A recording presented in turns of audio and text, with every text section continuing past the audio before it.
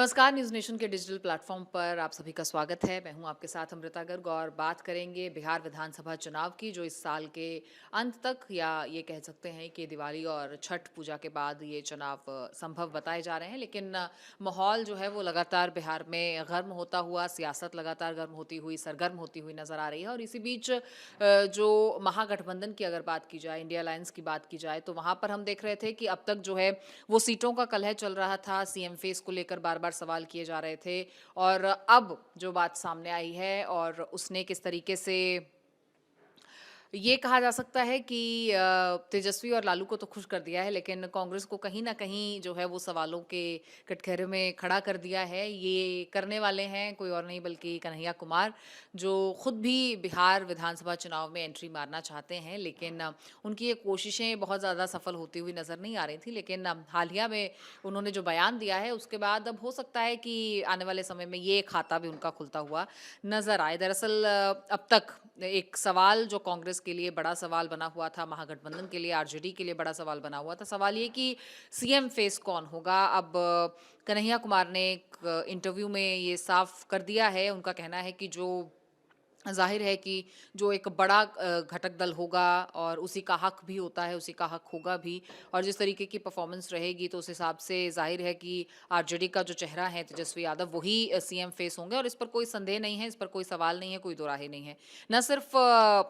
कन्हैया कुमार बल्कि अखिलेश सिंह, जो कि मौजूदा सांसद हैं और पूर्व अध्यक्ष भी रहे हैं बिहार कांग्रेस में, तो वो भी इस बात के पर मोहर लगाते हुए नज़र आए। तो इन तमाम बयानों के बाद अब कांग्रेस की तरफ से ये माना जा रहा है कि क्या बड़े भाई की भूमिका में आरजेडी को स्वीकार कर लिया गया है। अब बिहार में देखिए 243 सीटें, 243 सीट्स का ये पूरा आंकड़ा है। हालांकि अब तक मैथ्स को लेकर भी कुछ स्थिति साफ नहीं हो पाई है, क्योंकि कांग्रेस 90 सीटों की मांग कर रही है। अब आप अंदाजा लगाइए कि जो पार्टी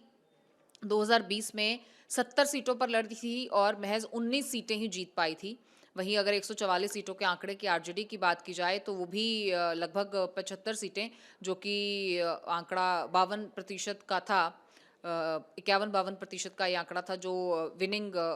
परसेंटेज था। तो उस हिसाब से अब कांग्रेस जो है वो ऐसा माना जा रहा है कि पूरी रेकी के बाद जो कांग्रेस है वो 90 सीटों की मांग कर रही है। लेकिन ये कितना मुमकिन होगा, कैसे मुमकिन होगा, ये तो आने वाले वक्त पर पता चलेगा कि कितना आंकड़ा जो है वो होगा। लेकिन जिस तरीके का परफॉर्मेंस पिछली बार रहा है, उस लिहाज से कांग्रेस की तरफ से अभी 90 सीटों की मांग किया जाना, ये अपने आप में कुछ सवाल तो खड़े करता है। लेकिन इन सवालों का जवाब आरजेडी को देना होगा। जाहिर है कितनी सीटें दी जाती हैं और क्या स्थितियां परिस्थितियां इंडिया गठबंधन में आने वाले समय में बनती हैं,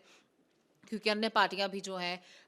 इस गठबंधन में, उनकी तरफ से भी कई सीटों की मांग की जा रही है। तो कांग्रेस का और इंडिया गठबंधन का जो मैथ्स है वो कैसे सेट होगा, ये देखना होगा। लेकिन फिलहाल तेजस्वी को लेकर कन्हैया कुमार और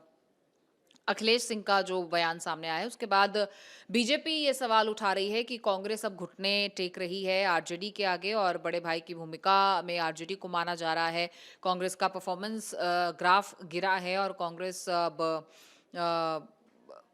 सेकेंडरी पोजीशन पर नजर आ रही है। कांग्रेस की पोजीशन जो है वो लगातार कम होती हुई नजर आ रही है। तो ऐसे कटाक्ष भी बीजेपी की तरफ से किए जा रहे हैं। लेकिन सवाल जाहिर तौर पर यही है कि क्या ये बयान जो कन्हैया कुमार का आया है, ये कहीं ना कहीं लालू और तेजस्वी को खुश करने की कोशिश के रूप में देखा जा सकता है क्या? क्योंकि कन्हैया कुमार का अब एक और बयान भी ऐसा सामने आया, जहां उन्होंने इच्छा व्यक्त की है कि वो भी बिहार विधानसभा चुनाव में सीट पर लड़ना चाहते हैं, किसी ना किसी सीट से उन्हें भी मैदान में उतरकर लोगों की सेवा का मौका मिलना चाहिए, या वो ऐसा चाहते हैं। चाहते वो पहले से हैं, लेकिन ऐसा कहा जा रहा था कि लाख कोशिशों के बाद भी तेजस्वी उन्हें एंट्री का मौका नहीं दे रहे थे। पिछली बार भी उन्हें ऐसा मौका नहीं दिया गया और इस बार क्या ये संभावनाएं होंगी, ये जाहिर है कि आने वाले वक्त में पता चलेगा। लेकिन क्या बैटिंग माना जाए इसे कन्हैया की तरफ से अपने लिए, कि बिहार विधानसभा चुनाव में कैसे वो एंट्री कर पाएँगे। अब फिलहाल बिहार विधानसभा चुनाव की बात की जाए तो लगातार जो वोटर लिस्ट है उसे अपडेट करने को लेकर और रिवीजन को लेकर भी लगातार सवाल उठ रहे हैं और बूथ लेवल ऑफिसर्स या फिर चुनाव आयोग के ऑफिसर्स जो हैं वो लगातार इस प्रक्रिया में जुटे हैं और लास्ट अगर देखा जाए तो ये प्रक्रिया शायद 2002 के आसपास या 2004 के आसपास ये प्रक्रिया हुई थी, लोकसभा चुनाव में ये किया गया था और अब बिहार में ये होने जा रहा है और इसके तहत अगर माना जाए तो सितंबर के आसपास तक ये नई सूची जो है वो अक्टूबर में एक महीना लगभग इसे लगेगा अभी। तो ये काम शुरू हो चुका है, लगभग 1 महीने तक होगा, उसके बाद सवाल-जवाब होंगे, फिर उसे रेक्टिफ़ाई किया जाएगा और उसके बाद फिर वही नामांकन की प्रक्रिया, नाम देना, नाम वापस लेना। तो ये करते-करते अक्टूबर लास्ट तक जो है वो जा सकता है मामला और ये कहा जा रहा है कि दिवाली और छठ पूजा के बाद ही ये चुनाव की प्रक्रिया जो है मुकम्मल होगी और शायद नवंबर के आखिर तक ही विधानसभा जो है वो 2020 की भंग हो रही है और 23 को अगर भंग हो रही है तो 22 नवंबर के आसपास ये पूरा मामला जो होगा और 15 नवंबर के आसपास माना जा रहा है कि जो बिहार विधानसभा चुनाव 2025 हैं उसके नतीजे नवंबर के मिड तक आ सकते हैं। तो ऐसे में नई विधानसभा जो है वो 23 तारीख या 22 नवंबर तक जो जैसे भंग होगी पुरानी तो नई विधानसभा का कार्यकाल तब से शुरू होगा और इसी बीच इन सीटों पर मैथमेटिक्स क्या रहेगा ये देखना होगा, लेकिन फिलहाल तेजस्वी को अगर सीएम फेस अगर कांग्रेस की तरफ से आधिकारिक बयान की बात की जाए तो ऐसी कोई पुष्टि नहीं की गई है। कांग्रेस की जो सीनियर लीडरशिप है, जो स्पोक्स पर्सन है बिहार में, अभी उनकी तरफ से भी ऐसा कुछ नहीं कहा गया है। लेकिन ये ज़रूर है कि कन्हैया कुमार की तरफ से इस बयान का आना, अखिलेश सिंह की तरफ से उसकी पुष्टि होना, ये ज़ाहिर है कि दर्शाता है कि एक आपसी सहमति का दौर आने वाले समय में बनेगा और सीएम फेस को लेकर कांग्रेस को खुलकर सामने आना होगा और इस बात पर भी कन्हैया कुमार ने कहा कि बिहार में जो स्थानीय मुद्दे हैं वो बहुत अहम हैं और बहुत ज़्यादा गंभीर हैं, लेकिन कहीं न कहीं सीएम फेस की आड़ में उन तमाम मुद्दों को साइडलाइन किया जा रहा है और विपक्ष के खिलाफ एक यही मुद्दा बार-बार जो है बीजेपी वो भुना रही है। और सवाल तो अब ये भी उठ रहे हैं कि नीतीश कुमार का क्या होगा बिहार में, क्योंकि कहने वाले लगातार इस बात का ज़िक्र करते आए हैं और कन्हैया कुमार ने भी इस बात का ज़िक्र किया है कि बीजेपी की कोशिश ही ये रहती है कि स्थानीय जो पार्टी है, जो क्षेत्रीय पार्टी है, उसका सहारा लेकर किस तरीके से उस इलाके में, उस राज्य में अपनी पैठ बनाई जाए और उसके बाद फिर एक अपना चेहरा वहाँ किया जाए आगे। और ये कहा जा रहा है कि नीतीश कुमार के साथ भी बहुत जल्द ऐसा होने वाला